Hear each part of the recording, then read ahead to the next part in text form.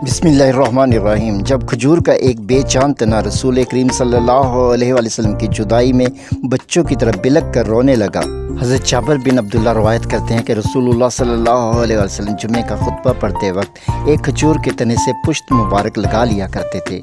एक अंसारी औरत या फिर एक अंसारी मर्द ने अर्ज़ किया, या रसूलुल्लाह सल्लल्लाहु अलैहि वसल्लम, हम आपके लिए मिंबर क्यों ना बना दें? आपने फरमाया, अगर आसानी हो तो फिर बना दो। चुनांचे इन लोगों ने आप सल्लल्लाहु अलैहि वसल्लम के लिए मिंबर बना दिया। जब जुमे का दिन हुआ तो आप मिंबर पर तशरीफ़ लेके खजूर का वो तना बच्चों की तरह बिलक बिलक कर रोने लगा।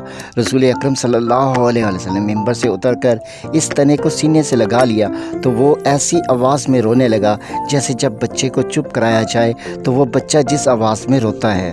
वो अल्लाह के ज़िक्र की याद में रोने लगा जो उसके पास हुआ करता था। सही बुखारी शरीफ इंटरनेशनल नंबरिंग के मुताबिक हदीस नंबर 3584।